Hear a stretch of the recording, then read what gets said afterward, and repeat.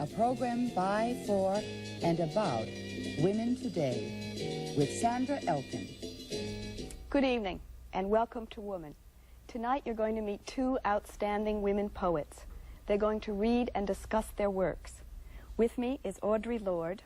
Audre is an associate professor at John Jay College of Criminal Justice at the City University of New York. Audre's third book of poetry, From a Land Where Other People Live, was nominated for a National Book Award in Poetry in 1974. Her most recent volume of poetry is titled Coal.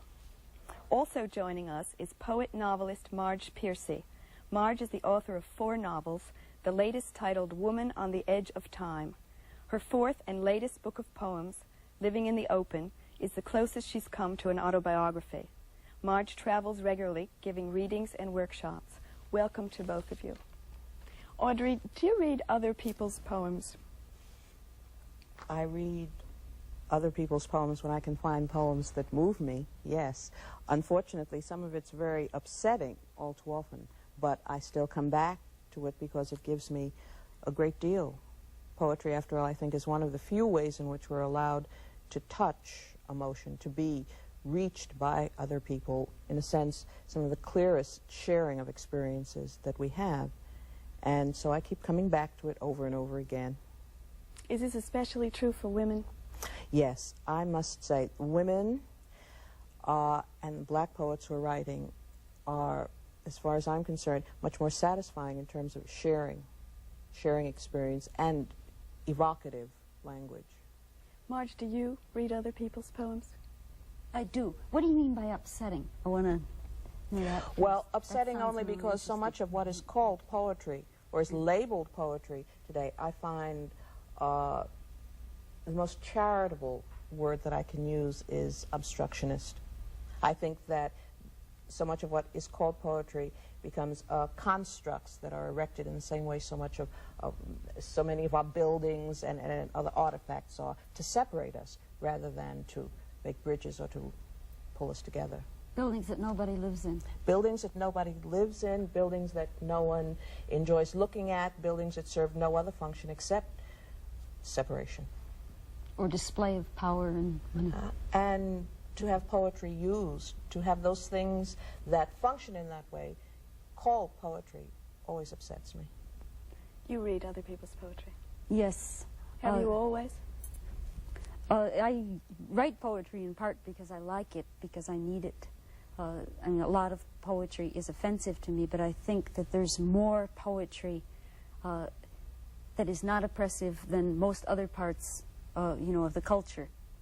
More than other kinds of books, more than film, certainly, more than records, certainly. There's more poetry that comes out of parts of the culture that feed me, that's written by women, that's written by people coming to consciousness, that's written by blacks, that's written by people who are becoming aware of themselves, who are interested in changing, whose consciousness is not oppressive to me, but feeds me, enlightens me, educates me.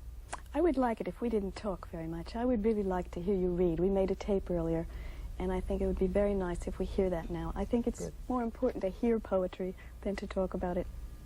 This is a poem written to my daughter the day after she was born. The title, Now That I Am Forever with Child. How the days went while you were blooming within me, I remember each upon each, the swelling, changed planes of my body, and how you first fluttered, then jumped, and I thought it was my heart. How the days wound down in the turning of winter, I recall, with you, growing heavy against the wind. I thought, now her hands are formed, now her hair has started to curl, now her teeth are done, now she sneezes. Then the seed opened. I bore you one morning, just before spring. My head rang like a fiery piston. My legs were towers between which a new world was passing. Since then, I can only distinguish one thread within running hours, you, flowing through cells toward you.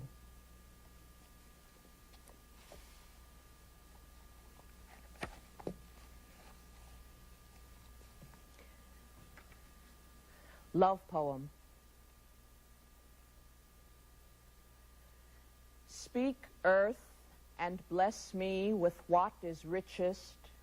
Make sky flow honey out of my hips, rigid as mountains spread over a valley carved out by the mouths of rain.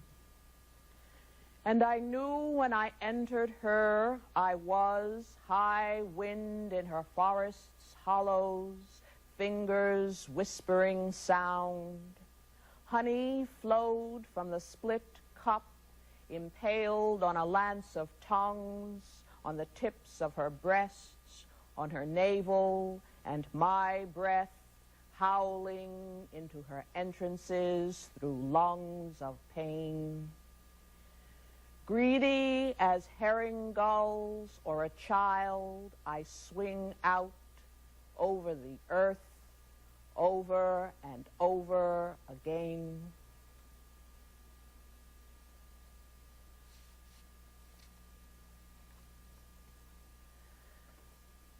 The next poem is entitled Chain. It's in two parts, and it was written on the occasion of my reading an article which haunts me still and which I hope will continue to haunt each one of you. The story is of three teenaged girls who were taken from their natural parents' home and placed into custody, into placement, because they had borne children by their natural father. And the girls asked to be returned to their homes, and the court returned all three of them. Chain, Part 1. Faces surround me that have no smell, no color, no time, only strange, laughing testaments, vomiting promise like love. But look at the skeleton children advancing against us.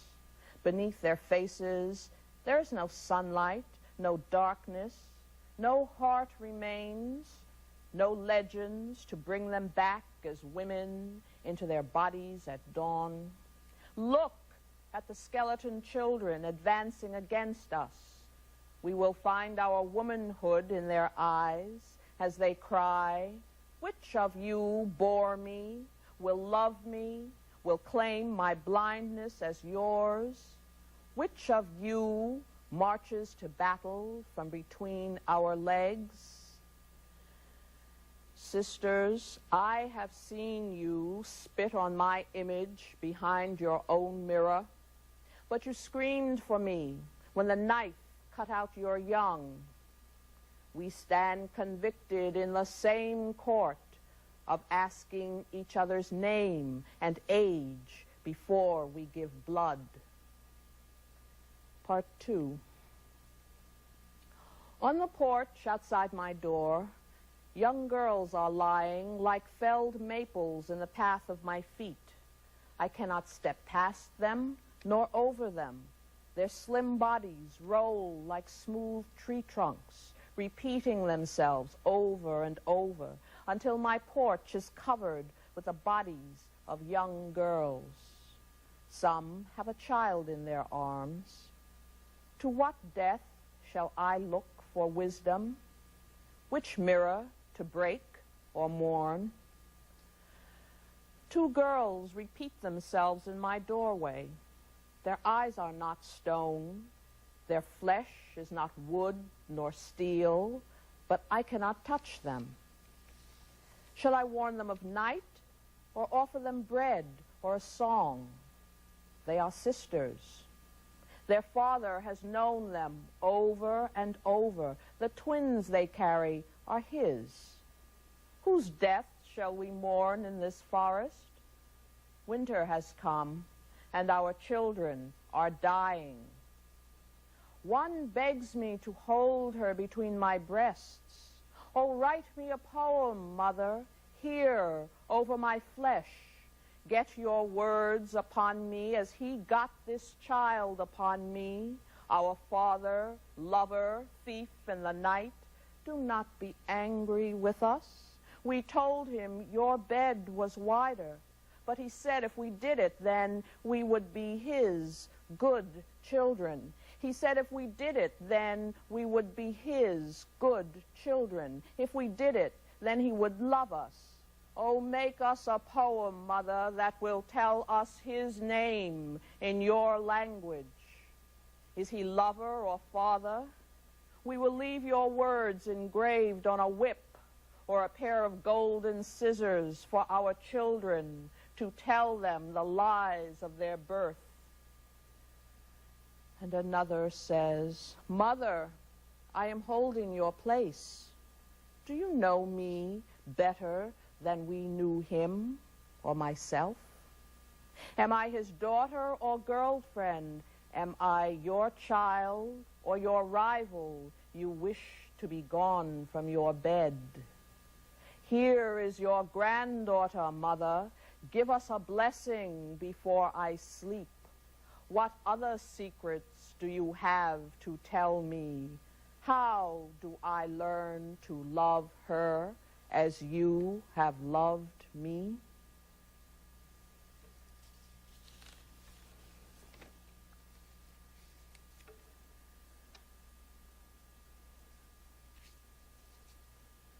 The last poem is Solstice, which is a call to power. We forgot to water the plantain shoots when our houses were full of borrowed meat, and our stomachs with the gifts of strangers who laugh now as they pass us, because our land is barren. The farms are choked with stunted rows of straw, and with our nightmares of juicy brown yams that cannot fill us. The roofs of our houses rot from last winter's water, but our drinking pots are broken. We have used them to mourn the deaths of old lovers. The next rain will wash our footprints away, and our children have married beneath them. Our skins are empty. They have been vacated by the spirits who are angered by our reluctance to feed them. In baskets of straw, made from sleep grass and the droppings of civets, they have been hidden away by our mothers who are waiting for us by the river. My skin is tightening. Soon I shall shed it like a monitor lizard, like remembered comfort at the new moon's rising. I will eat the last signs of my weakness, remove the scars of old childhood wars, and dare to enter the forest whistling. Like a snake that has fed the chameleon for changes, I shall be forever. May I never remember reasons for my spirit's safety. May I never forget the warning of my woman's flesh weeping at the new moon. May I never lose that terror that keeps me brave. May I owe nothing I cannot repay.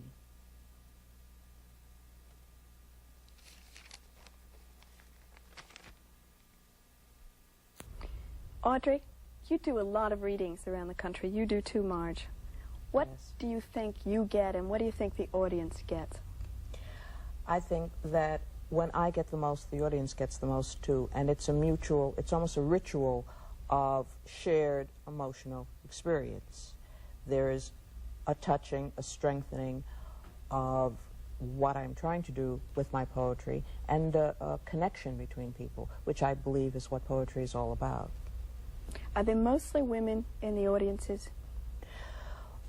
By very best readings, yes, but not always. Not always. I would have to say, because it comes into who do I write for, that I write for and to any human being who can be touched, reached by my work, by my words. Including men, yes. Marge, what about you? Well, I give a lot of readings. I do a fixed proportion of paid readings to benefits. I read oftentimes for audiences that are predominantly women and oftentimes for audiences that are mixed. I get feedback. I think that the kind of audiences that you have now, since there's a lot more sense of women's culture and of women coming out to readings and of women writing poetry, even the audiences that are mixed are different. The audiences are perhaps more like older church audiences than not high church, not fancy churches, but revival or churches. People churches, right. In other words, people are coming asking for affirmation, for images of wholeness, for being in touch with their anger, their joy. People expect to be moved. Women in particular expect to be moved, expect to be touched, expect to respond. And you expect reading to them to get feedback, the kind of feedback that previously musicians got and preachers got. My best feedback isn't critical reviews. Critical reviews are important because that's how people hear about you, and that's how colleges decide you're worth spending money on. But the real feedback is the feedback that you get face-to-face with people. The strengthening that encourages our strength, which in turn we write from and feed back. So it's a continuous process. It's back and forth. It's not one-way poet, which is what the old modern poetry was about. I read and you listen. But poetry is really a sharing, and so there must be feedback between audience and poet, because it's what we live on. It's what we strengthen ourselves by and continue writing.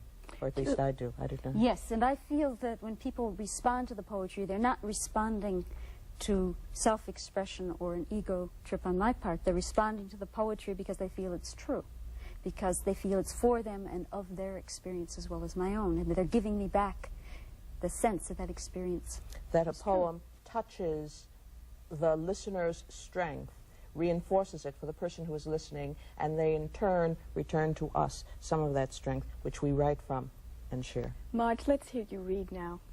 We made a tape earlier. Let's hear it. Rape poem. It doesn't have a fancier title.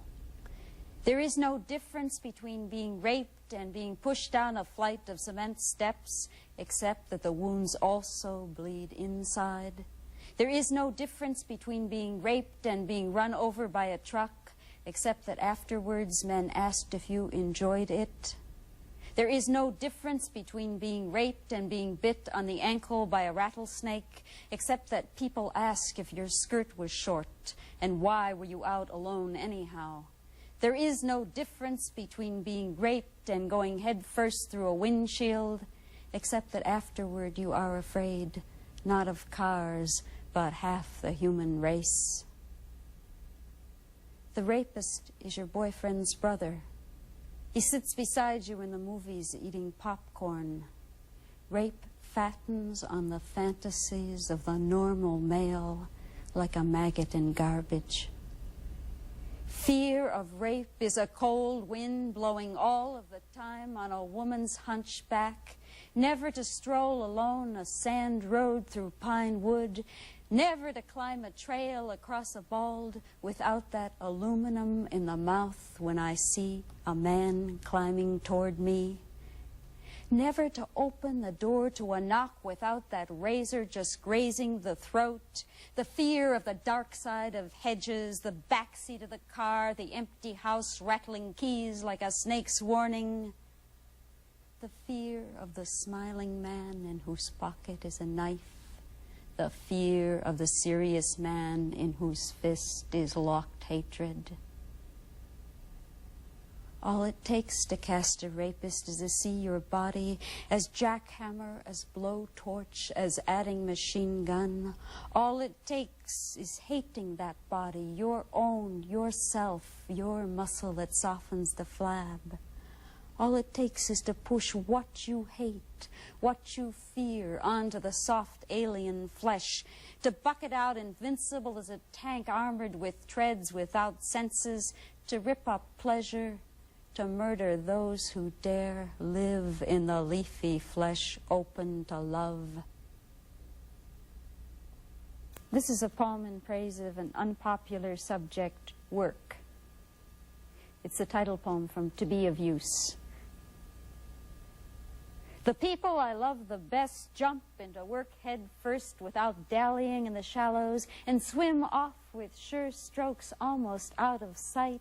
They seem to become natives of that element, the black, sleek heads of seals bouncing like half-submerged balls.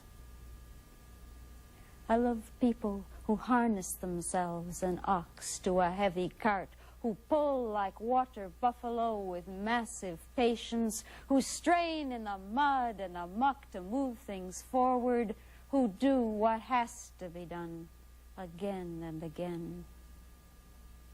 I want to be with people who submerge in the task, who go into the fields to harvest and work in a row and pass the bags along, who are not parlor generals and field deserters, but move in a common rhythm when the food must come in or the fire be put out. The work of the world is common as mud. Botched, it smears the hands, crumbles to dust, but the thing worth doing well done has a shape that satisfies, clean and evident. Greek amphoras for wine and oil, Hopi vases that held corn are put in museums, but you know they were made to be used. The pitcher cries for water to carry, and a person for work that is real.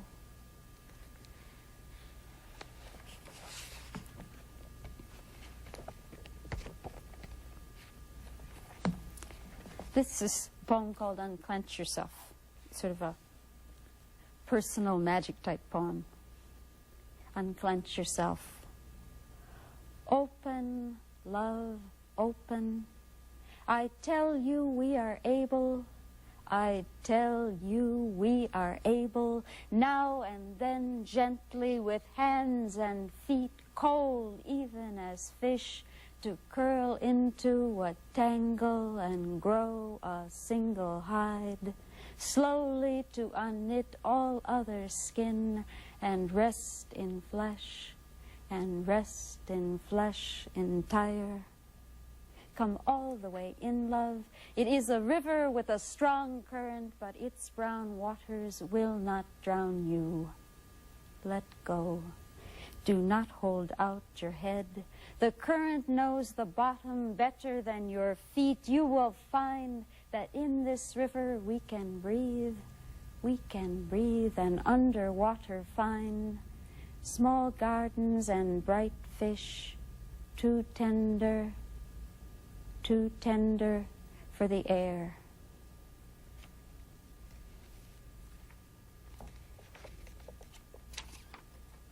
This is a sort of up and at it poem for discouraged times. To undiscourage you, called Phyllis Wounded. To fight history as it carries us, to swim upstream across the currents. No. To move the river, to create new currents with the force of our arms and backs, to shape this torrent as it shapes us, flowing, churning, dragging us under into the green moil where the breath is pummeled from the young lungs and the eyes burst backwards among rocks, the teeth of the white water grinning like hungry bears. Ah, Phyllis, you complain too much.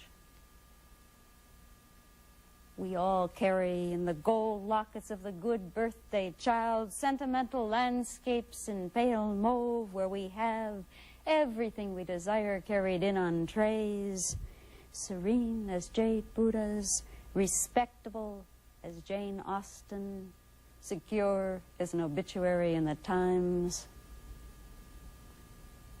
We were not born for a heaven of Sundays.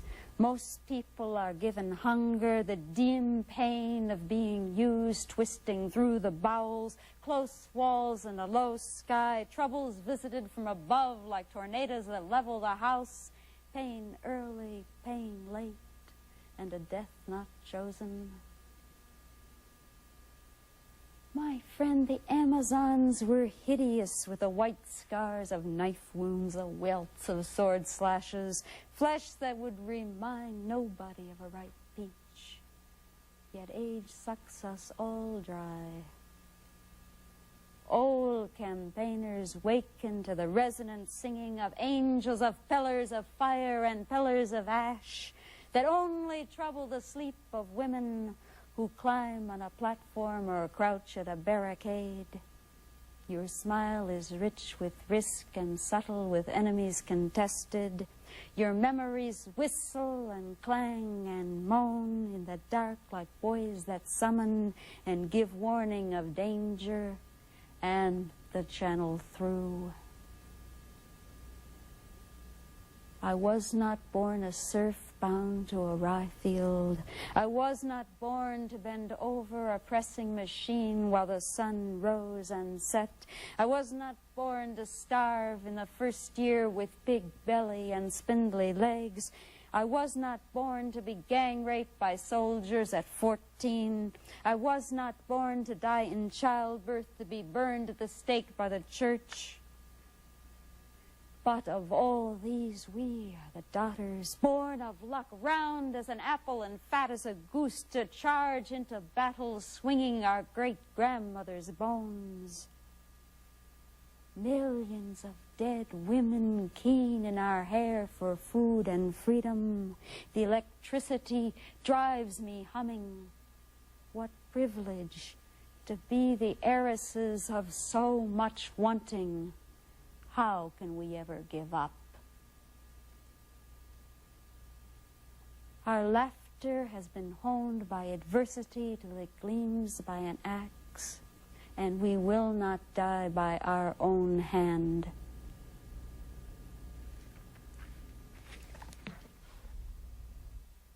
I think that sums things up very nicely. Thank you both for being here. Thank you for watching, and good night.